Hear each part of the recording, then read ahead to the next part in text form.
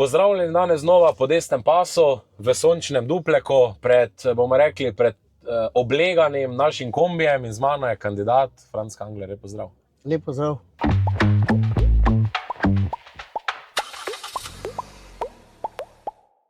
Franc, zdaj bomo rekla že kar ene volitve, ne? Tako da, kaj te žene naprej, da se še boriš, da vztrajaš in da tudi tu se zbere toliko ljudi? No, to je dokaz eden več, da dobro delamo, da verjamejo v Slovensko demokratsko stranko, da verjamejo v program. Moram reči, da sem že dobil en glas po pošti, oziroma da je na poti iz tujine, kar sem bil po svoje presenečen, sem dobil fotokopijo glasa, ampak to iz Hrvaške. Se pravi, da imamo tudi tam zavedne Slovence, naše državljane. Glede na preteklost, kot sam trdim, po 35 letih samostojnosti Slovenije, Slovenija ni šla pravo pot in Slovenija mora dobiti drugo pot, pot demokracije, predvsem, da se ljudje spoštujejo. Pa tako kot sam praviš, velikokrat vrednote, človekove vrednote, družina, dom. In to je tisto, kaj že ne. Jaz sem tudi dobil enega iz Švedske, pa sem tudi videl, da bi jim poslal. Tako da upam, da tudi raki v tujini, da so se odločili pa prepoznali SDS kot pravo stranko.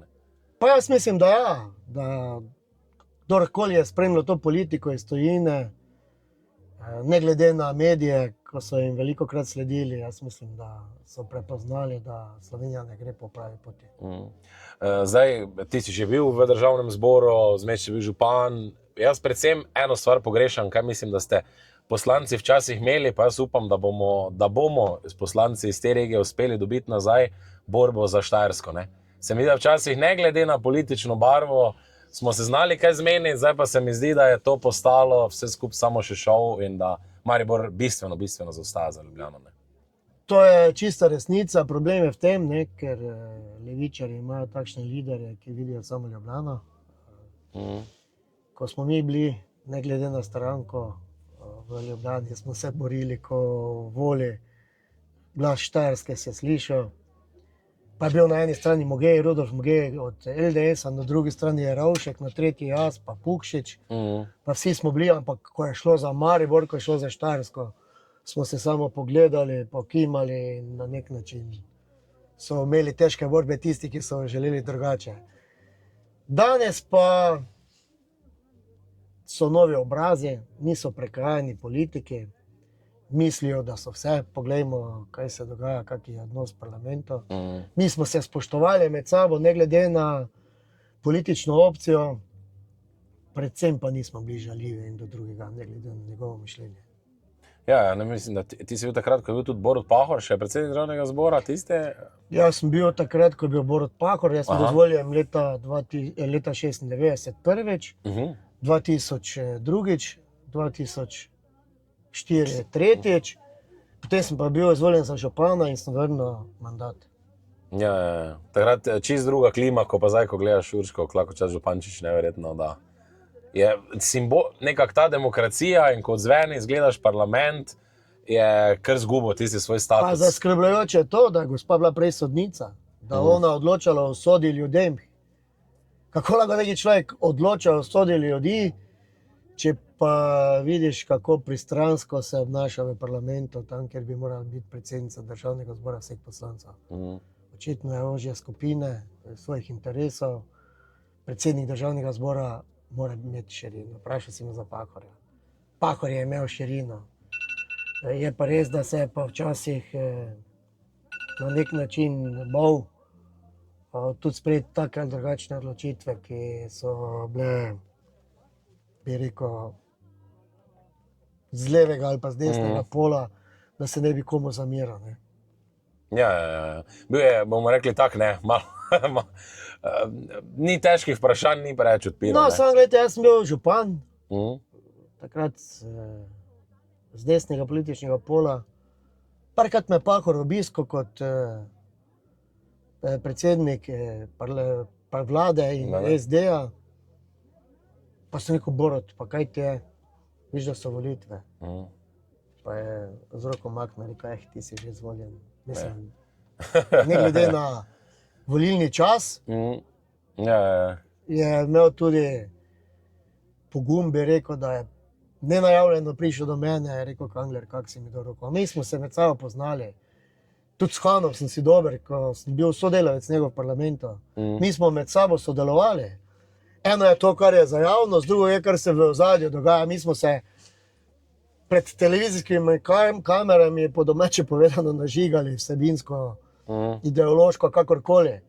Ampak ni bilo za mir. Mi smo tudi kakšni deci spili ali pa si se v jedilnici sedel k njemu, si pojedel kosilo z njim, podebatiral. Mu rekel, nimaš prav, mogoče imaš prav, pa vse veš, kak je. No. Mislim, danes pa ta ideologija je po čistem interesu, bi rekel, Milana Kučana tako razdvojila slovenski narod v parlamentu kot zunaj na terenu, da je to žalost. Ja. Mislim, da prav pri svobodi se vidi tisto sovraštvo v očeh do drugače mislečih in to je kar zaskrbljujoče. Ja, oni si svobodo zamišljajo malo drugače, kot je v resnici. Če je predsednik vlade Golob dejal, da če bi KPK za njega karkoli sprejel, bi takoj odstopil, da ni dvoma. Sedaj je KPK za njega sprejel obremenilno poročilo, ampak on je javno izjavil, da si je to drugače predstavljal. Ja. On si je to drugače predstavljal, če KPK kaj sprejme. Ja. Mora biti po njegovem, ali pa on ima prav, drugi pa nič. Drugi pa nič, ja. Točno to. Zdaj še mogoče eno, tu je tudi ogromno kmetovalcev. Jaz pravim, da je ta vlada verjetno najbolj poškodovala slovenskega kmeta, ga najbolj zaničevala. Na koncu pa je kar bizarno poslušati ravno zadnjič enega tudi kandidata poslanca Svobode, ki pravi, da on se bo zavzemal za kmete. Meni se to zdi ponižajoče, tudi sam imaš prašiče, obdeluješ kmetijo, kako ti gledaš na to vlado, pa tudi minister za kmetijstvo ali pa katerikoli drugi minister mora biti močna politična osebnost. Ne more biti kar nekdo, vsem spoštovanjem. Ampak če češ biti dober minister, moraš biti močna politična osebnost. Prvič moraš imeti podporo v stranki močno, drugič v parlamentu med poslanci, tretje pa moraš biti oster na ministrstvo, ker če nisi tam, tako kot rečeš, te ti uradniki vozijo po svoje. Se nič ne bo spremenilo. Je ne glede na to, ali je z leva ali z desne minister,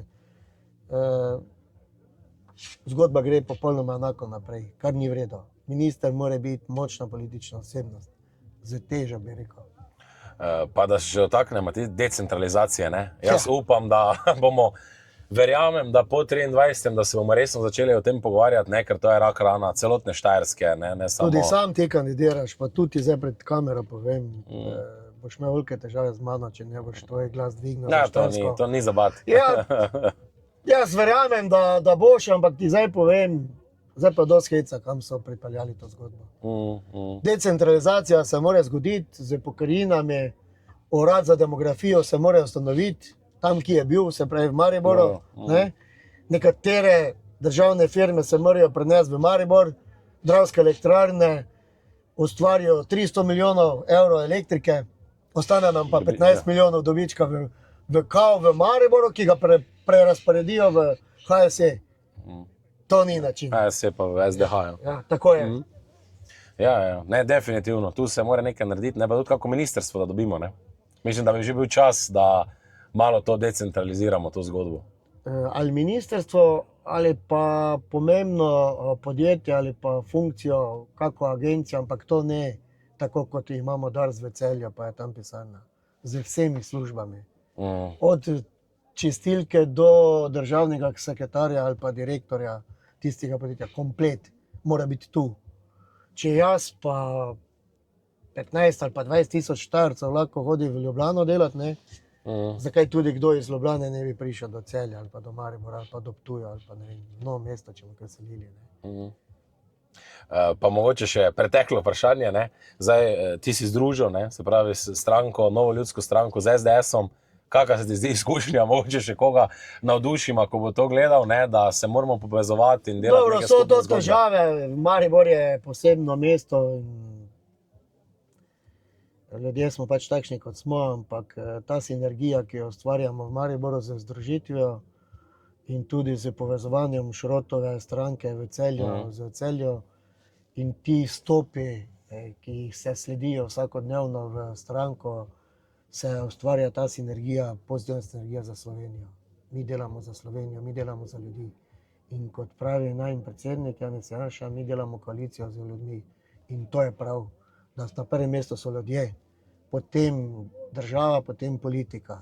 Mora biti interes država, ampak na prvem mestu mora biti človek. In to je pomembno. In za mene, Mariboru, je na prvem mestu človek. Delajmo za ljudi, delajmo za človeka, da bo vsem nam jutri boljše in lepše. Pa še mogoče zgodba, kaj gledate, ne, kot bivši državni sekretar na policijo, ne? Jaz mislim, da je policija kar, zdaj grejo spet na štrajk, ne? Koliko vem, zdaj jaz mislim, da je policija nekako na najnižji točki svojega obstoja v samostojni Sloveniji, ne? Ko sem bila s Hojsom na ministrstvu, so policaji dobili čisto vse.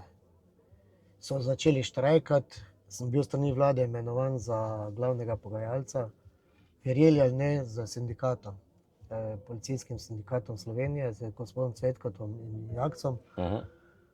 V 15 minutah smo uskladili vse točke, ki so bile odprte. In v 15 minutah smo mi rešili, da smo šengenski dodatek potopili v kolektivno pogodbo in da imajo policisti danes 150 € večjo plačo. 15 minut smo rabili, ker smo ustvarjali dialog. Hteli smo kupiti pomorski policiji novi čoln, pa ga je gospa Bobnarjeva zminirala. Ukinila je avtocestno policijo, ki si je gospod Aleš Hojs prizadeval, pa je ustanovil. Ukinili so nekatere investicije, tako za specialno enoto, kot za policijsko upravo Ljubljana. Samo sovraštvo do nas, ki so nas tako ali drugače deklarirali z janšisti, kar je žalostno. In oni so tisti, ki so rekli, tile mora iti. Še bolj žalostno pa je to, da tile, ko so očistili janšiste, so pa danes gospodu Logarju vabljeni na okrogle mize. Pa ne morem verjeti, da je to res, ampak očitno je to res. Tega se vidi, kam bez tacom li bi rekli, ne? Jaz že to dolgo vem, da gre za elito, da si je Ljubljana mogla najti še nekoga na desni, ampak pustimo čas, čas bo svoje pokazal. Pa še za konec, ne? Mislim, da vzdušje je dobro, zdaj vidim, da dosti na terenu. Kaj ti misliš, bo gladka zmaga na teh volitvah, ker se mi da vzdušje je po dolgem času res Če dobro, nekdo prebere na internetu, da imamo shod, pa pride, če nekdo vidi na internetu, da se lahko včlani v stranko in pride in se na dan včlani na enem takem shodu po 10-15 ljudi, potem je tu zmaga zagotovljena in to velika zmaga.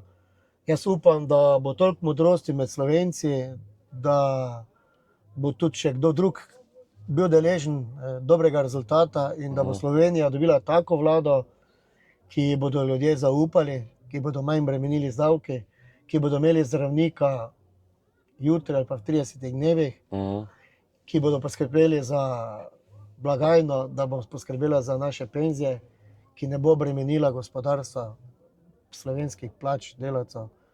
In tudi sam sem napovedal na soočenju z Večerom, me vprašal, kaj boste storili prvi dan, če boste v vladi. Prvi dan, če vstopimo v vlado, bomo ukinili davčno reformo, ki jo je sprejel predsednik vlade Golob in s tem bremenil ljudi letno za 7500 €. Pa gospodarstvo krepko je treba vrniti nazaj na mini reformo, kot smo sprejeli takrat v Janševi vladi. Splošno davčno olajšavo. Tako, ko je bil direktor davčne gospod Ivan Simič. Točno tako. Franc, jaz ti želim ogromno sreče, pa da prijemo v parlament. Tako je.